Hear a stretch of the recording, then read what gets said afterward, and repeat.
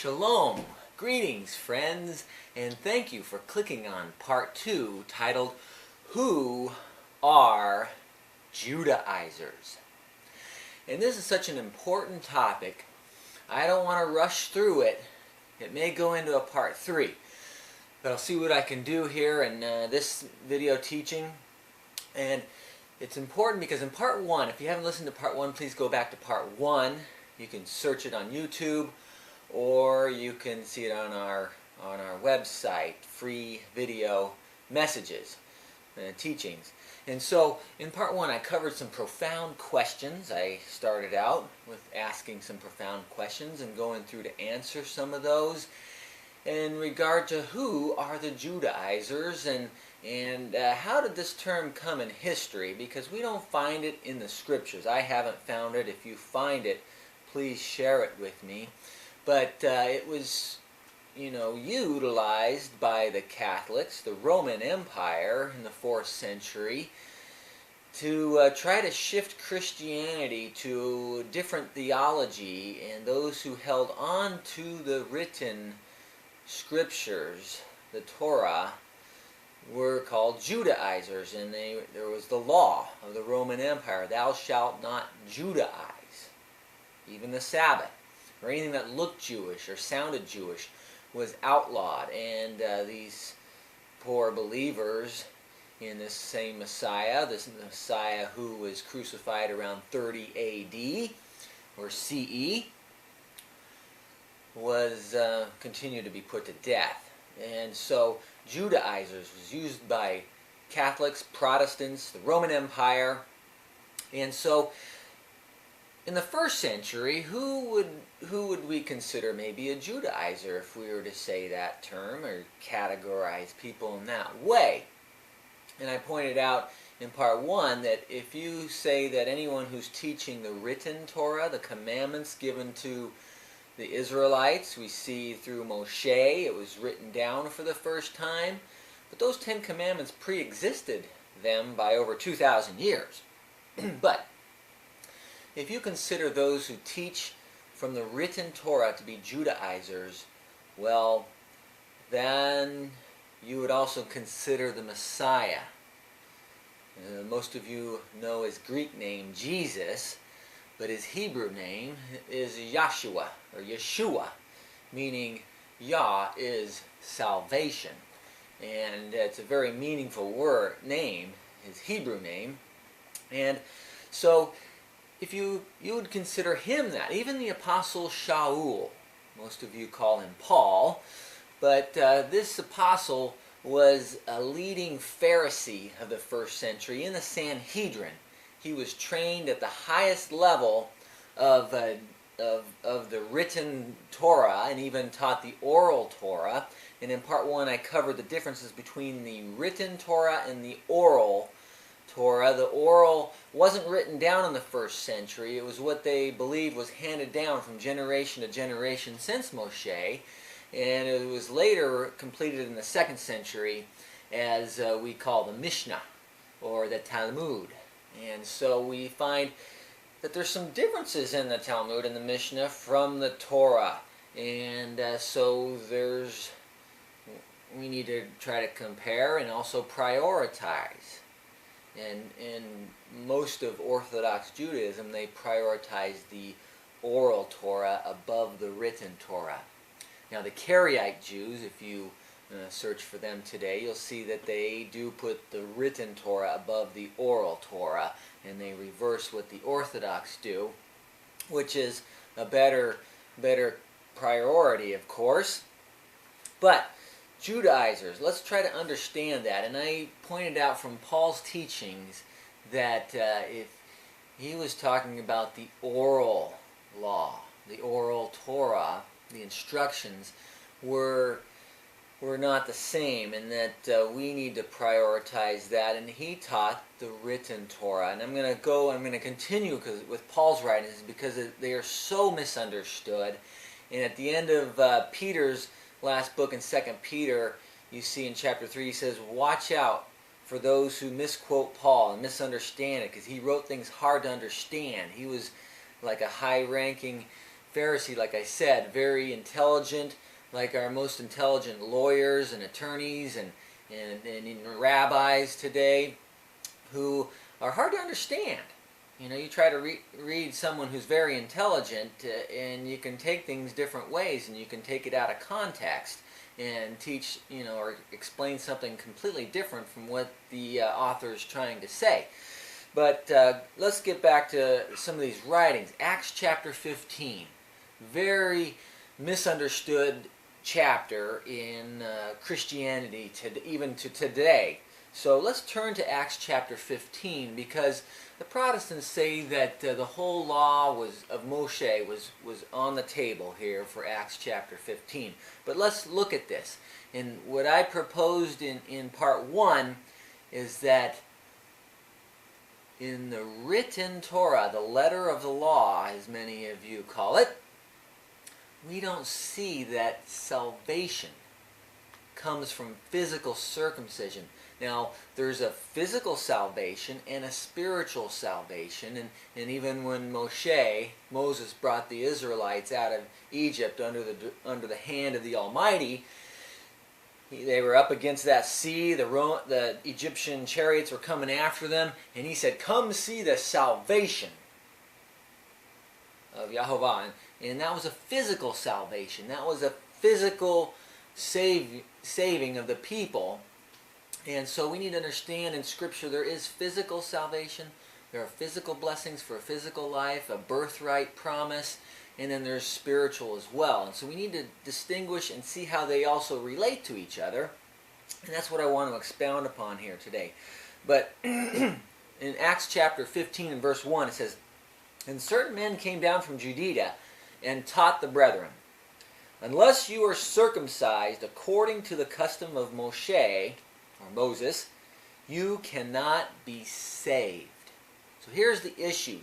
Eternal salvation. Not physical salvation, but eternal salvation. And they were saying physical circumcision was the requirement. You know, it was the kickoff starter.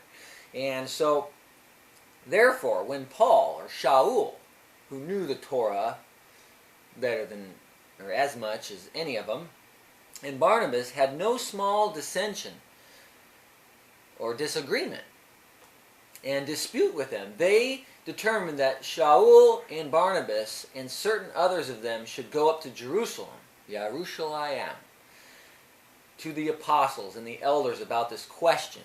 So there were rabbinical leaders, you know, even Pharisees we see converting and accepting the Messiah in that first century, but they were still clinging on to the oral law as well as the written law, and we're going to see that as we continue here. So, being sent their way by the congregation or the body, they went to, and they did this, jumping down in verse 5. "But some of the sect of the Pharisees who believed," and these were Pharisees who converted and accepted the Messiah, "rose up, saying, 'It is necessary to circumcise them,'" the Gentiles, "and to command them to keep the law of Moshe," or the law of Moses. Now, this is what I propose to you. The whole law, the whole written law, is not what is explicitly being spoken of here, but it's talking about also the oral law. And we're going to get into that a little bit more deeper here, but just to show that the whole written law wasn't up for debate, we can kind of go over to verse 21, or verse 20, or verse 19. "Therefore, I judge that we should not trouble those who are among the Gentiles who are turning to our Creator, but that we should write to them to abstain from things polluted by idols," that's the second commandment, "from sexual immorality," that's the seventh commandment of those 10 that were written on Mount Sinai, "from things strangled, and from blood." So these 4 things. Now this is where the Protestants say, see, it doesn't say the Sabbaths there, or Shabbats. Therefore, the Gentiles don't have to keep the Shabbats, or the Moedims. Because that's the 4th commandment. It's not mentioned here. The 4 commandments here we don't see the Shabbats mentioned there. Well, you know what? We also don't see the sixth commandment, thou shalt not murder. Does this mean that Gentiles can now murder because they're not told here that they shouldn't? What if they just want to murder somebody because they're prejudiced against their skin color or their belief system, or just they don't like them, they get angry? Just maybe once a week, or once a month, or once a year. We would call that a serial killer today. Is it okay to be serial killers if you're a Gentiles? Because Acts 15 doesn't say that. What about stealing and lying? The 8th and 9th commandment. Is it okay to be a kleptomaniac? What about taking our Creator's name in vain? Is not mentioned here in Acts chapter. We can mention a lot of these 10 commandments that are not here. So that is bona fide proof that the whole 10 commandments, the whole written law, was not up to debate or argument here in Acts chapter 15. But what was open for debate, what I proposed to you, was the complaints and difficulties that Gentiles were having. They weren't arguing about the Shabbats. They weren't arguing about, well, do I have to stop murdering people? Do I have to stop lying and stealing? These Gentile converts were accepting the Torah, the written law, and the commandments. But some of them, they liked blood. Even cultures today, Asia and other parts of the world, they still have blood soup, and they put blood in their soup. And it's difficult. Some people don't want to give up the unclean meats. They weren't arguing about the unclean meats here, but we don't see that there's a debate about that.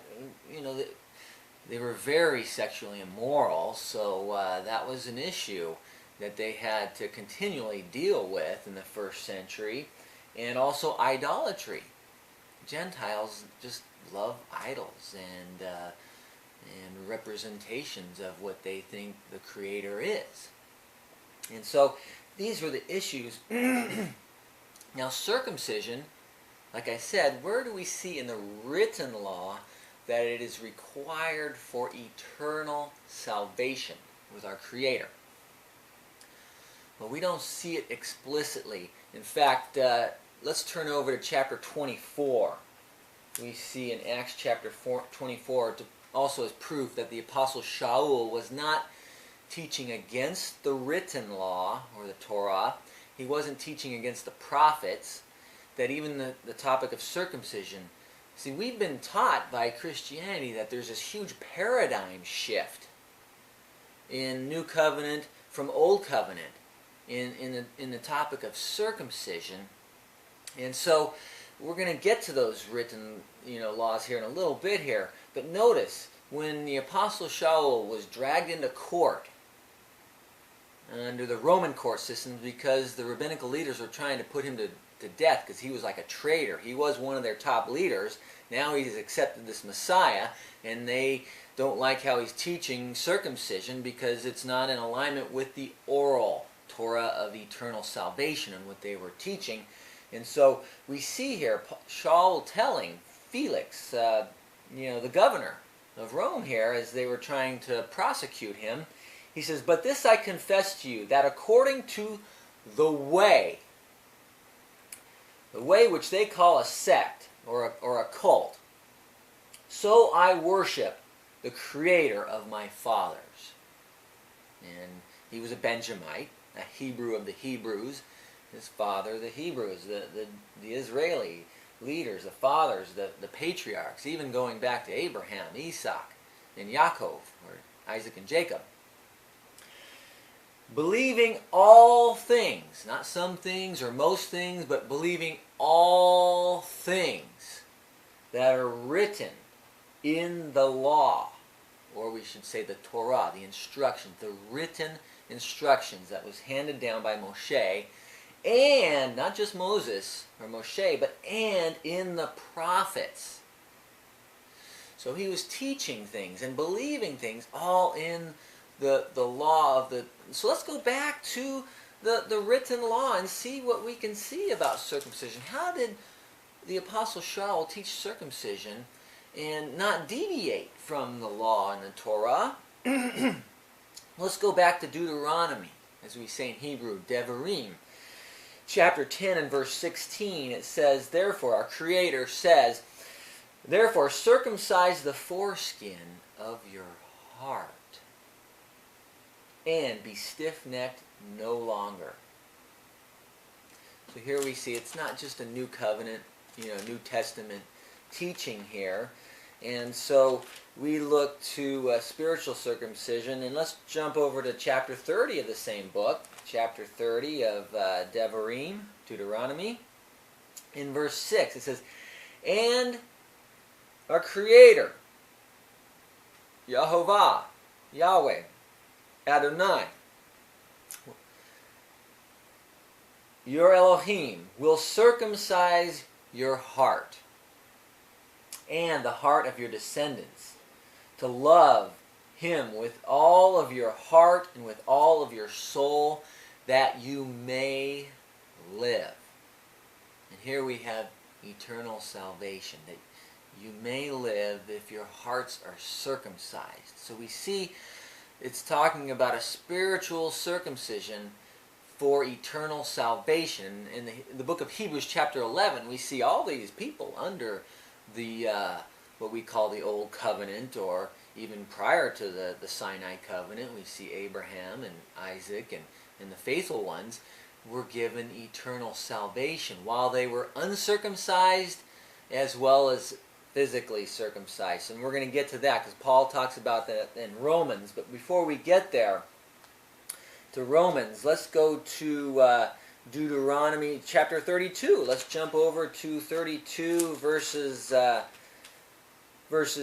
21, I should say, in 32.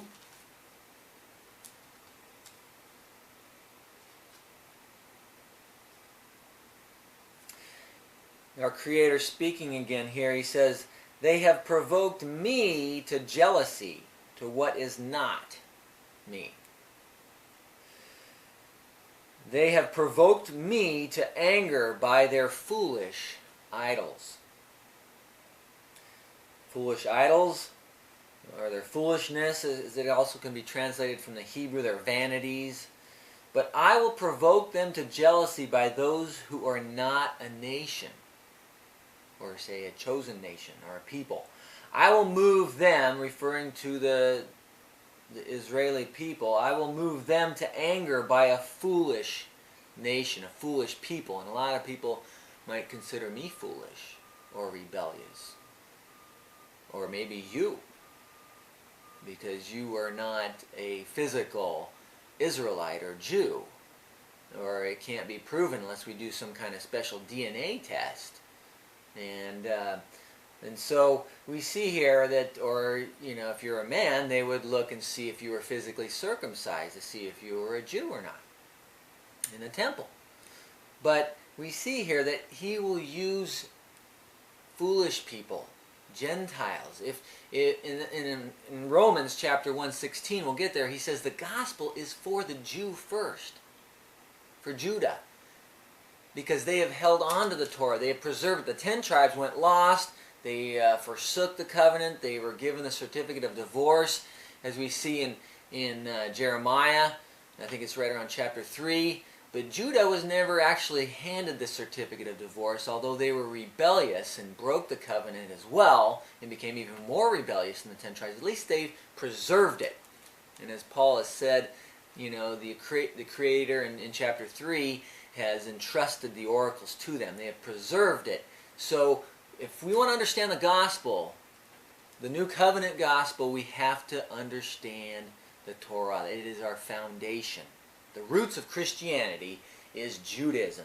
Okay? It is the scriptures that Judah has preserved for his people. Not my people or your people or whatever your skin color is or nationality or anything like that. Although I'm not saying those things are not important. He wants all nations. He wants nobody to perish. He wants us all to come under a special relationship covenant with Him.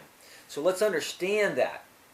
from the Scriptures. How about Jeremiah? Because Paul said, as I mentioned in Acts chapter 24, he taught all that was in the prophets as well. So let's go to Jeremiah chapter 4 and verse 4. It says here, circumcise yourselves to the Creator. Okay, is this physical circumcision? Take away the foreskins of your hearts.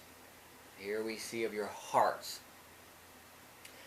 You men of Judah and inhabitants of Jerusalem, lest my fury come forth like fire and burn so that no one can quench it. Here we're seeing an eternal quenching, an eternal condemnation. And the opposite of that is eternal salvation, of course. So we see he will burn because of the evils of your doing. So he's talking about spiritual circumcision and required for eternal salvation. Let's jump over to chapter 9 in the same book here in Jeremiah. Chapter 9 and in verses 25 and 26. Behold, the days are coming, says our Creator, that I will punish all those who are circumcised, physically circumcised, of course, and with the uncircumcised. So there's no real partiality when it comes to eternal salvation, whether you're uncircumcised or circumcised physically. Egypt, in verse 26. Judah, Egypt, Judah. Edom, and the peoples of Ammon and Moab, and all who are in the farthest corners of the earth, like us today, who dwell in the wilderness, even those who dwell in the wilderness, for all these nations are uncircumcised. Now we're tapping into spiritually uncircumcised. All nations, even Judah. Now, all of the house of Israel, and all the house of Israel are uncircumcised in the heart. So here we see in the heart. Spiritual circumcision is required for eternal salvation. So Paul taught according to the written Torah, not the oral Torah that made the written Torah overly strict. They built this fence around the Torah. And so this fence was to keep you from actually breaking the physical written Torah, so they made it a burden. Some of these commandments that are in the written or the oral Torah are too strict, overly strict, and our Messiah points that out, and even the Apostle Shaul points that out, that we don't need to be overly strict and make it a burden and add. And even we're told in the Torah, don't add and take away. We got to be real careful about that kind of stuff. So let's go to Romans. Now, before we can understand the whole book of Romans accurately, we need to know that it was written to those who know the written law, or Torah. As we see in Romans chapter 7, the Apostle Shaul says here, or do you not know, brethren, for I speak to those who know the law, or the written Torah, the instructions of our Creator, that it has dominion over a man as long as he lives. Verse 2, for a woman who has a husband is bound by the law, the Torah, to her husband as long as he lives. But if the husband dies, she is released from the law from her husband. So, wow. The Protestants say that the law was nailed to the cross. It was done away with. But Paul doesn't say that in Romans chapter 7, verse 1. But they would love to quote these other scriptures, which seems like he's doing away with it. Was Paul contradicting himself? Was he a master politician, as we might say, because he'll say things to please some people and then contradict himself somewhere else and say something completely different? Oh, of course not. Of course not. For example, Romans chapter 3. What advantage has the Jew? Here, the Apostle Shaul puts up the question, what advantage do the Jews have, or Judah? And what is the profit of circumcision? Now, is it profitable? Well, yes. He says in verse 2, much in every way. chiefly because to them were committed the oracles of the Creator. So they preserved those oracles. But see, physical circumcision offers birthright promises of physical blessings in a human life, and that's the Abrahamic covenant. The descendants of his will be blessed, and the nations will be blessed. It's talking about a physical birthright passing on of a covenant of physical blessings, of race, not just grace. It's not referring to grace or eternal salvation, but physical blessings. Now, if you're an uncircumcised man, and you want to love your wife if you're married, or you're gonna realize that if you'll love her more if you're physically circumcised, because physical circumcision is more sanitary. And even medical research today shows that in women, cancer of the cervix is the risks and chances are much higher for women who are having these relationships with uncircumcised, physically uncircumcised men. So if you care about your wife and don't want her to come down with cancer of the cervix, and do the best you can to help her not come down with that, and that's all he expects us to do, the best we can, well, you're going to want to do it for her. And out of love for your Creator, because he knows that there's a reason for everything. But not for eternal salvation.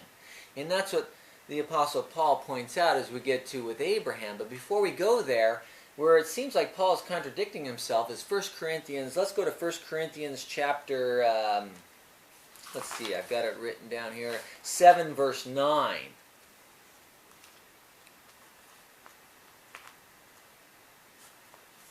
In 1 Corinthians 7 verse 19, I should say, 19, it says, circumcision is nothing and uncircumcision is nothing, but keeping the commandments of our Creator, the written commandments, not the oral law or the oral commandments, but the written commandments is what matters. So he's segregating the physical circumcision with the rest of the law, the written law. He was saying, though the written law is important, but now, is he contradicting in Romans 3:1? He says, what profit? He says, physical circumcision is profitable. But then over in 1 Corinthians 7:19, it says, it is nothing. Now, it sure sounds like he's contradicting himself. Have you ever been quoted by somebody, you say something over here, and then they take that out of context, and then you say something over here another time, another day, and it sure sounds like you're contradicting yourself. It's completely contradictory statements, but you were actually referring to emphasizing different things, even though it's the same topic, but the emphasis is different. So what I propose to you in 1 Corinthians 7:19 is that Paul is here in context referring to spiritual salvation, eternal salvation, and grace, that physical circumcision is nothing in that regard. It's not a requirement in that regard. It's the only logical explanation that makes Paul agree with himself and not contradict himself. He's not talking about physical circumcision in 1 Corinthians 7:19. He's talking about the topic of eternal salvation. For example, let's go to Romans chapter 6, where he clarifies this. In Romans 4, I should say, Romans chapter 4, it says, does this blessedness then come from circumcision only? He's talking about the physical, he's talking about the blessedness, or upon the uncircumcised only. For we say that faith was accounted to Abraham for righteousness. How then was it accounted?